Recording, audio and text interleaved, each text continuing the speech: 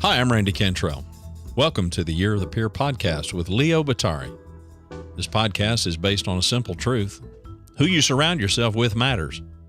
Author and keynote speaker Leo Batari will interview thought leaders from all walks of life who will share how they leverage peer advantage and show you how engaging your peers more purposefully can hold the key to greater success in business and in life.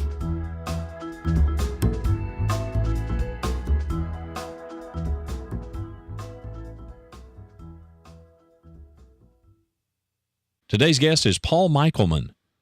Paul is editor-in-chief of MIT Sloan Management Review, serving as the guiding hand behind content strategy as it expands across both digital and print platforms.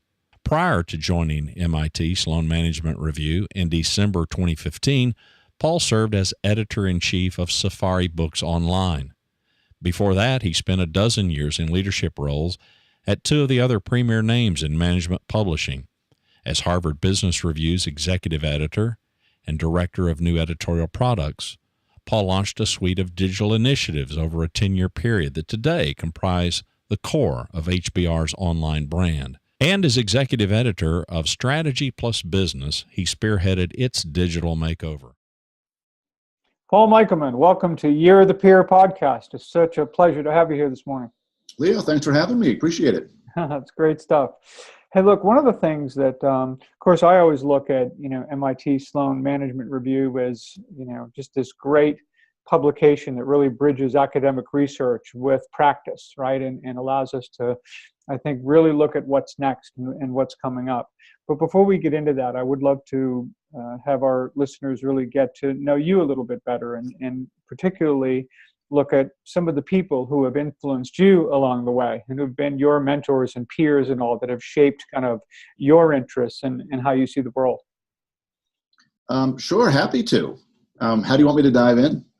Let's think about some of the peers or some of the people that you surrounded yourself with maybe earlier in your career that you felt really made a difference for you. Sure. There have been, and my guess is this is a common answer, there have been so many, it's really difficult to pinpoint like any one or two people. And maybe in some people's lives, there were those people who had an outsized influence.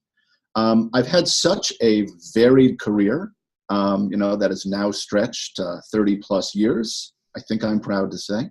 And along each stage of my career, there has been someone or somebody, almost always multiple people, who have influenced me, and I'm hesitant to single out people historically who have had particular influence because I feel like it's been such a mosaic of influences. It's easier for me to talk about people who are presently influencing me, but it's almost because they're top of mind, right? Well, let's talk about that. Yeah. Sure, because there's really a very unsatisfactory answer otherwise. I have found, just to finish, and I will, but to finish that thought, sure. I think my own career arc is not the most traditional in the world. It's not the most unusual in the world either, but because of that, I have found that I'm influenced by a really wide variety of people. There are certainly people who are in my field, in the publishing and journalism field, who I have taken inspiration from. But I find that what I am most inspired by are people who take risk in some form and who do surprising things. That is what I find personally inspiring. And to the extent that I pattern my own behavior off of other people, that's one of the things that I seek out. People who are who have the nerve, who have the guts, who have the smarts to do things that are unexpected. And so I can talk about a couple of people who as I was thinking about joining you today, I take that kind of inspiration from today, and there are a few people who come to mind. One of whom I've never met, one of whom I've crossed paths with only briefly, and one of whom is a very close friend. So maybe I'll start from the outer circle of intimacy and move in. There is a guy named Bill Janovitz, and if you have music fans among your listeners and your viewers, his name may be familiar. It may be more familiar as the lead singer of a kind of post-punk rock group called Buffalo Tom, who had some brief notoriety kind of nationally in the 90s and 2000s. and continues, because they're based in Boston, where I live and am from, continue to have some prominence here. Very, very gifted songwriter and musician who did something I think kind of remarkable.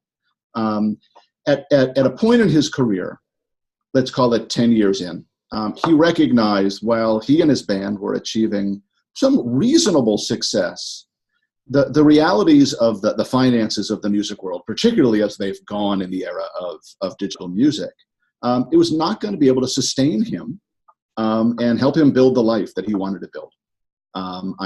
I believe he's married. I believe he's raising a family. And he did something that I thought was kind of remarkable. He went into real estate. He with a partner, became a real estate agent. And he basically, what he has done, which I find really remarkable and inspiring in a way that's very different maybe from one of the other examples that I'm going to give you. He's been able to sustain an artistic career, a successful artistic career, one that I think has produced some really remarkable work. And at the same time, begin and maintain an entirely separate professional career. And that took a certain amount of guts. Maybe it takes more guts to do the inverse, right? Leave the professional career for the artistic career. But it actually took some guts to step back, to consider what he really wanted out of life. And I think that included a certain amount of stability that is not generally associated with artistic careers, unless they are incredibly successful, which is such a rarity. And he's pulled it off. He's been doing this for, I think, 10 or 15 years now, continuing to have a successful music career. He continues to produce recorded music. He continues to tour. And at the same time, he's built himself a business that is completely disassociated from the music industry. And I find that really inspiring. I find it really creative and nervy. It's nervy in the fact that he put his kind of artistic integrity at risk. It's a great story, and I loved kind of the idea that he's got this dual, situation going on. Of course, last week's guest, Sekou Andres, tells a great story about the fact that he actually was an elementary school teacher. He was a substitute teacher, became a full-time elementary school teacher, and left that for the wildly lucrative career of being a poet, as he jokes, right? And so he made that leap kind of from the professional to the artistic, and as you'll find out if you don't know him, did extraordinarily well with it, interestingly enough. But regardless, I mean, those kinds of stories, I just think they are brave. I mean, they really are, and they're really inspiring, aren't they? Yeah, they are. And a second one, and maybe I'll limit this to two. But you got plenty of time. So all right, good. Well, well, then I'm going to move in. Then I'm going to stick with the three model. So Bill, I found inspiring because he didn't give up on his artistic career. Yep. He maintained it, but he found a way to pull it off. I just think that's great. A second person who I have found recently inspiring, who I have crossed paths with just once, is Alex Bloomberg, the former NPR business reporter who left NPR to start his own company. So he started, and we're going to get meta here because he started a podcast company, right? Gimlet Media. So Alex, a very well-established, internationally known business reporter, who saw an opportunity in podcasting. And so I don't know when he began this journey 3 or 4 years ago. He made a leap to start an independent production company in podcasting, and listen, I have no idea what the financials look like. I can only look at what they're producing, but I think they must have a dozen programs now live, including some really popular programs. Some of your audience might be familiar with Reply All or the Startup Podcast. And he did this really clever thing. He didn't just make the leap; he covered himself making the leap. So his first podcast was a podcast about leaving NPR to start a podcast company, right? And I thought that was one. Again, it was gutsy. He took a real risk, but he did it so smartly. He did it so thoughtfully. He had a vision to build this company. He saw an opportunity in this really exciting time for the world of internet content creation and podcasting, and specifically to really build a business. He had a personal brand that he could base that on, but he did it by being himself. He did it by telling his own story. And again, I found that really inspiring and really clever. And and really cool in that meta kind of way. And so Alex said, I've crossed paths with him once. Bill, I've never met. So let me talk about someone who's influenced me kind of much closer to home. He's a very dear friend of mine with whom I went to journalism school back in the 90s. His name is Ted Green. Ted built a very successful career as a sports journalist.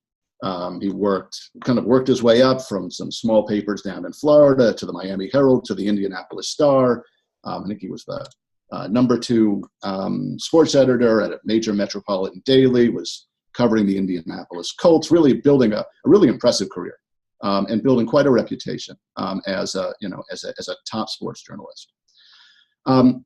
He is another person who made a leap, and he made a leap that's perhaps more similar to he made the leap from professional to artistic. So kind of the inverse of the Bill Janovitz kind of thing. Ted had an opportunity to do a project about John Wooden, the legendary UCLA basketball coach who's from Indiana, and he produced a short, I think, 5-minute video documentary for the Indianapolis Star website. And if Ted listens to this, he'll probably tell me your facts are all wrong, but the spirit of the story, is right? And he caught a bug. He caught a bug for filmmaking from this very short kind of project, originally just for the Indy Star website. And he played that over a series of years. He played that one thing to other opportunities to produce video for the newspaper, to the point where he realized, this is what I want to do. This is what I'm passionate about. I love being a journalist, but I believe filmmaking is the way I can tell stories most effectively. He discovered this, well into his career.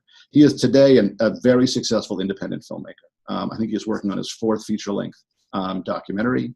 ESPN bought one of his documentaries. He recently finished a really inspiring movie about Crispus Attucks High School, the all-black high school in Indianapolis, that was basically set up to fail and has produced some of the most notable African-American leaders in America.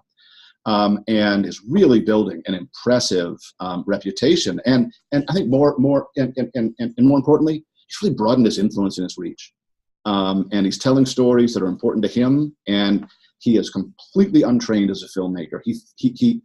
Obviously he had people who helped him along the way, but in the series of 5 years, really, from getting the bug, in his 40s to leaving a very stable, maybe people laugh and say, well, maybe no newspaper job is stable, but as newspaper jobs go, it's a pretty stable environment, and cutting out on his own.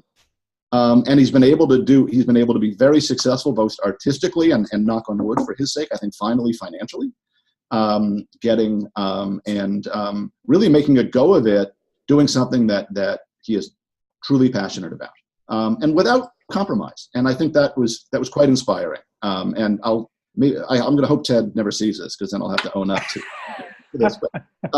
But it really I find what he has done. One, I'm just so happy for him. He's a dear friend. But more so, it just shows what anyone can achieve if they have that combination of passion and guts.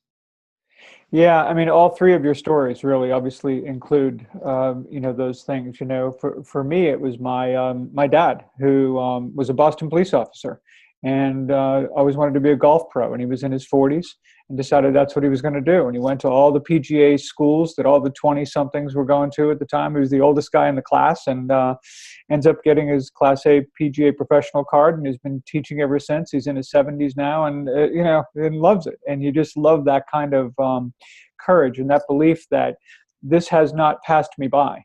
There was a chair for Vistage who began his career at a Vistage chair, leading groups for other CEOs at the age of 73, and he did it for 25 years. Just remarkable, regarded as the most meaningful work of his life. It's become what's next.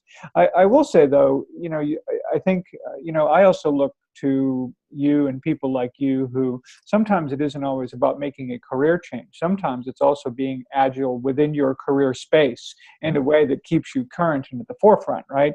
Because look at the difference between the responsibilities of the editor-in-chief of a magazine today versus what you're challenged with. And you've really kept yourself at the forefront, particularly with regard to digital content. And so I'd love to get a sense from you too about, kind of what influenced you to clearly make the shift and not only keep up, but really lead in that respect. It's a great question, and I'm going to give you as clear and truthful an answer as I can. There was a massive amount of luck involved in this, right? And there is for anybody, right? But for me, It's really true. But it was, if there's such a thing as planned luck, right? There's some, there's a great, right? I mean, there are a million variations on the phrase, like, those who are lucky put themselves in a position to be lucky. Sure. And I think to some degree that's been true of me. But there's another piece of it. I have two qualities that are alternatingly beneficial and detrimental. I am insatiably curious, and I'm incredibly impatient. And the combination of those two things have in ways that I've only recently, upon reflection, realized have been amazingly influential in the way my career has developed. I see something new and I impatiently drive towards it. And that is not always to one's benefit, right? Have you found yourself on the bleeding edge every once in a while where it's a little ahead of its time on some things? Sure. Yeah. Absolutely. Here's an example. I spent a year working for the administration of MIT, where I'm happily back, about 20 years ago. It was more than 20 years ago. It was 94, 95.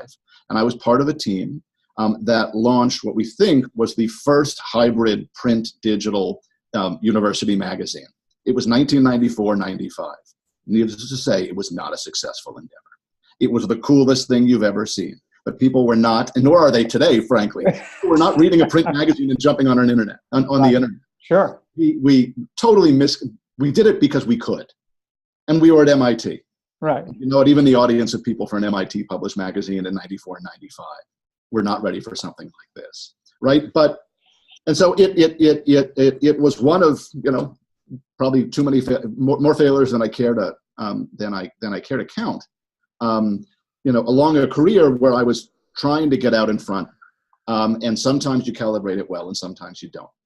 And so that project was absolutely a combination of my impatience and my curiosity.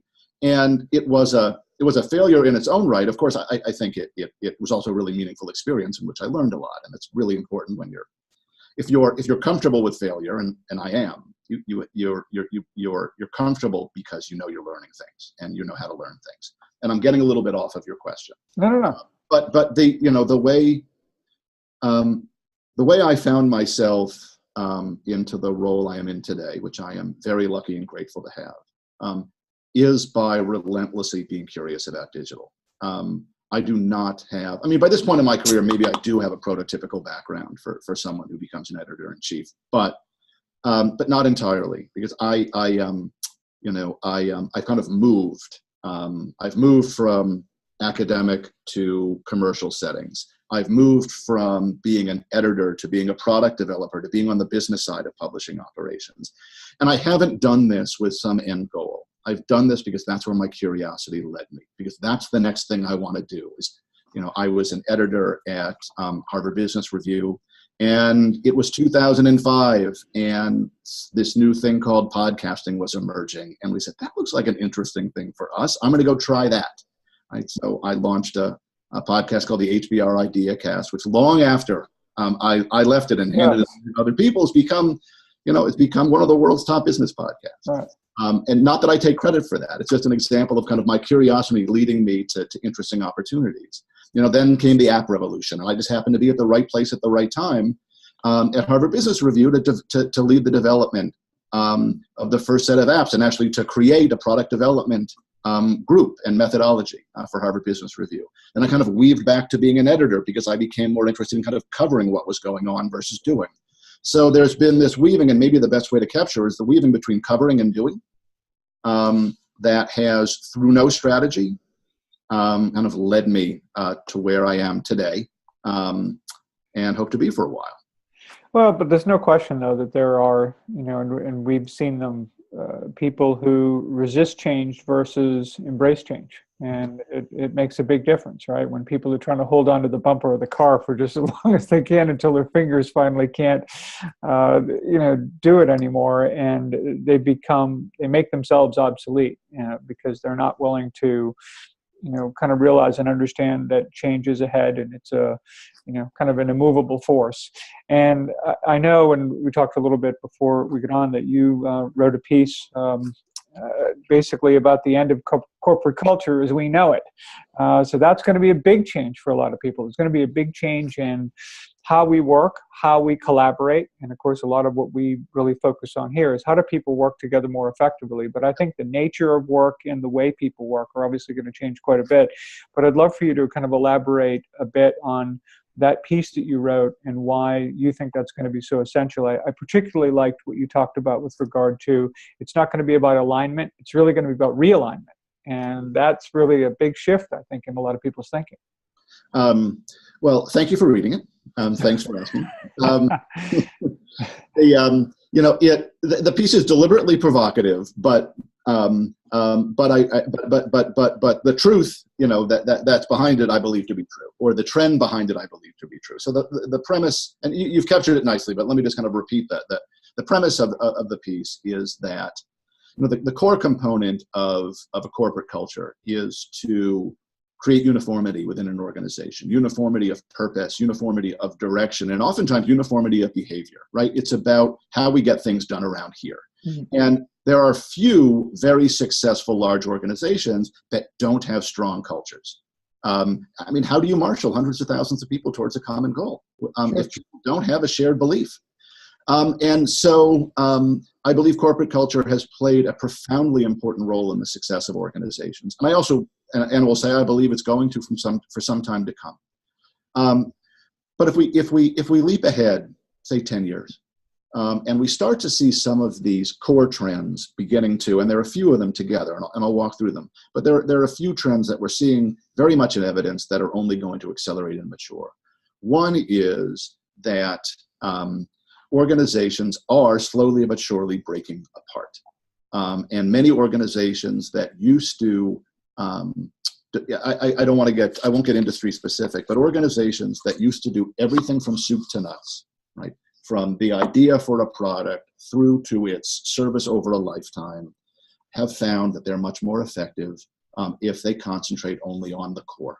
So on what they do best. They figure that out. Okay. Correct. And so you're seeing much more complex networks of organizations. Organizations that used to be a whole now might be affiliations of dozens, even hundreds of organizations all working together. Everything we're seeing about the digital revolution suggests that will only become more and more pronounced. And that what we will see is a smaller number of even larger organizations. And they're going to be the Amazons and whoever replaces Amazon, and Google and whoever replaces Google, and some number of other huge platforms that are accommodating business of thousands of enterprises. And without getting into the weeds of what that looks like, I really do believe we are accelerating with good speed. And with good speed, maybe this may not be true for 10 to 20 years, but change takes a long time, towards an era of networked enterprise, where organizations are smaller, they're shorter lived, people are moving between them much more quickly, and they are task oriented. So a group of organizations will come together for a product or to solve a problem, and then they will disperse, and then they will reform with other organizations. And if you believe even a part of that, you really do have to stop and question the traditional role of corporate culture. Corporate culture is meant to unify and deliberately create everyone working together in the same direction in a like-minded fashion. And that's not what you want in the environment I just described. And it comes to that line that you liked and I appreciate, and that is moving from prizing alignment, which is very traditional strength of corporate culture, to the ability to realign. And that is exactly what I was describing, the ability to form partnerships and reform, both within an organization and between organizations. I don't see the traditional role of corporate culture having a great deal of value. In fact, you could argue it's going to be a drag on the kind of agility and facility that we're going to be looking for. Now, I believe that there is a cultural aspect to the world that there are important cultural aspects to the world I'm describing. I think it tends to be more personal than it does to be organizational. I think it's more about what types of individuals are going to succeed and be comfortable in the environment that I'm describing. And it's less about the organization, it's more about the individual. Well, that's a great issue, because what got me thinking is, how do we prepare people for that, right? And we have an education system that's, quite frankly, struggling in the U.S. I mean, there are challenges ahead with regard to the fact that the world is changing a lot. It's not about teaching people skills or things that they have to memorize in the hope that they're going to be relevant, for any long period of time. I mean, so from an education standpoint, how do we, on one hand, we've got to prepare these people for a future we can barely imagine. And because of that, they have to be more agile and more able to realign, if you will, than ever before. I mean, what do you think we need to do there? I think you're asking the wrong person. I agree wholeheartedly with the sentiment. I guess my semi-ignorant response to that, and maybe I'm responding as a parent watching their children go through. But you also understand what you see as the end game. Like you Sure. In your mind, right. So. I don't know. There are certain things I think you can train, and there are certain things you can't train, right? I do believe that there are certain foundational skills that are universal, and perhaps the balance between the types of skills that we're developing are out of whack. So you can't have too many communication skills. Let's begin there, right? You can't have too few language skills, spoken and unspoken. And it's something I talk about with my 17-year-old daughter a lot, who's a very bright person who has some very strongly held opinions. And we have a lot of conversations about what's an effective way to get an opinion across, right? And imagine, it's always a challenging conversation with a bright 17-year-old. But it's an incredibly important skill for anybody in any circumstance, right? And if we think about this world of networked enterprise, where you're going to be developing, maybe tenfold the number of professional relationships over a career as you do today, what is more important than the ability to communicate? And by that I mean both the way you communicate your own ideas and your ability to be empathetic. And I do believe that there is training that one can receive across both of those dimensions. That is probably in too short supply, and it probably needs to begin from the time someone is 6 and 7 years old. And there's more of it. You see evidence of it, but I think that is very much in short supply. I think that the more challenging thing is the ability. How do you train someone to learn? Because that's the skill that you want most, right? And if you actually think back about what often feels now like the bourgeoisie concept of the liberal arts college education, wasn't that really what it was all about, right? It now seems like a frivolous notion, especially when you're spending $300,000 on it, right? That one of the principal values you get out of a post-secondary education is simply the ability to learn. But I believe there's some truth to that. Maybe we've lost sight of it. And I don't know the answer. There certainly isn't there's no silver bullet. There's no secret formula that's going to unleash our curiosity, unleash our desire to keep learning. But I can say that, I can't imagine someone who has deep communication skills, is very curious, wants to keep learning, and has nerve. I don't see them failing in the new world. Well, just so those things, I wonder, how are you going to survive? So actually, just so you know, when I talked about this issue with Linda Darling-Hammond from Stanford, who, as you know, is probably one of the preeminent education experts in the world, she gave a very similar answer, by the way, to what you offered, which is basically this idea of we have to learn how to learn together. Yeah. And that's going to be, a critical piece. And I think to your point, those people, combined with some other attributes are going to do really well. So we'll go to a question that's going to be right within your wheelhouse here, because of course, MIT Sloan Management Review has been around since 1959. I kind of know that because that was my birth year as well. I know it was, I believe, Industrial Management Review was kind of the original name for it. But obviously it's changed a lot over the years. Now you've had this position now as editor-in-chief roughly 18 months or so in that area. So let's talk about maybe some of what you've seen as the recent changes at the publication, and what you see as what's next. What can we expect? And I also really want our listeners to know that there's a lot of choices out there when it comes to content, and we can only take in so much. I do think, and I'm a subscriber, that MIT Sloan Management Review is part of that important set of information that I try to take in as best I can to kind of keep current. And I'd love for our listeners to get a sense of why that should be part of the ensemble that they're looking at. Well, thank you very much for asking. And what's nice about this conversation is so much of what we've talked about aligns to where we're taking MIT Sloan Management Review. By tradition, MIT Sloan Management Review has covered the range of management topics. If there is a new idea that we believe stands to influence the practice of management, we are potentially interested. Irrelevant of what industry it springs from, irrelevant of what function in the organization it may cover. And we're trying to pull off kind of we're going to try to pull off kind of a delicate transformation where we stay true to our heritage. So when we see an idea that we believe the world doesn't know about yet, that is backed by evidence, and that stands to make an impact on the way professionals lead organizations, we'll be interested in it. Sure. And our role is to identify that idea, translate that idea into something practical, and deliver it to our audience. But at the same time, we are taking a special interest in what you would think an MIT published management magazine would be interested in. And that's the intersection of technology and management, right? Everything so much of what we talked about today is within the context of the digital revolution. And I do believe, and I've probably drunk too much of my own Kool-Aid. I really do believe that we are on the crest of the next wave of technology disruption. One every bit as profound as the internet was in the early to mid 90s. Actually, for organizations, I think more profound.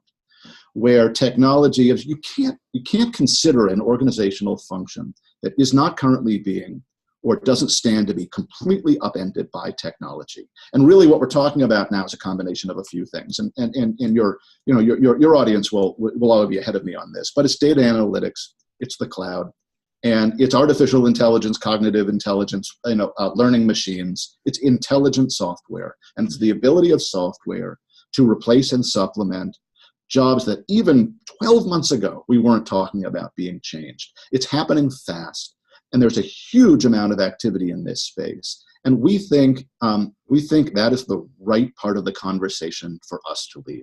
We think that's an appropriate thing for an MIT management publication to lead. You can tell I have a personal kind of passionate interest in the way technology is going to fundamentally reshape the practice of management. And so that is becoming our front door. And it's manifesting itself in a couple of ways. One, we've launched a new section of the magazine, both online and off, called Frontiers, which is specifically focused on tracking kind of cutting-edge ideas on how technology is changing management and the way organizations produce value. But we're also doing it by drinking our own Kool-Aid in a very different way, and that is we're undergoing our own digital transformation. We are living this transformation ourselves, and we are making what anyone who's in the publishing industry who is listening or watching will be well familiar with. We're making that own change from having print be our center of gravity for digital to become that center of gravity. We're going to continue to produce a quarterly print magazine, which we have a strong audience for and we love dearly. I mean, that's what our mothers understand, these pretty print magazines. But at the same time, that's not our center of gravity. Our center of gravity is what we're doing digitally. And we are moving from being a well-respected, scholarly magazine to being a daily destination for management insight. And we're trying to do them both at the same time, and I think we can. Maybe we'll check back a year from now and see if we're still in business. I'm joking.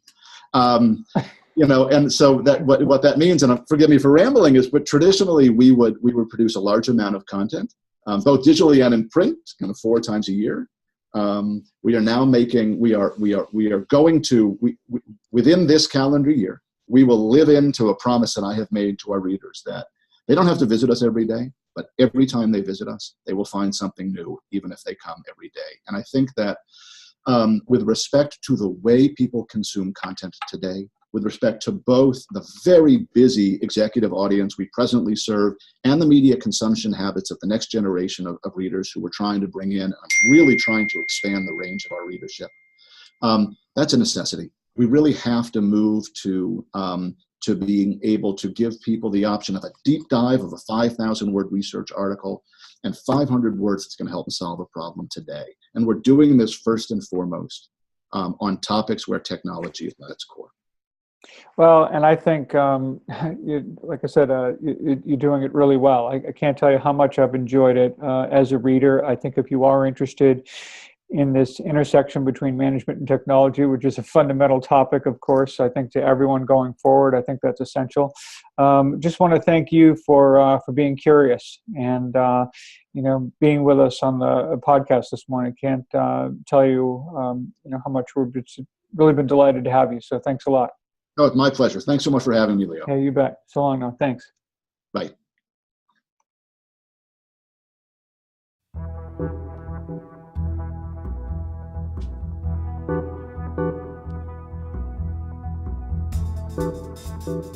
Thanks for joining us today.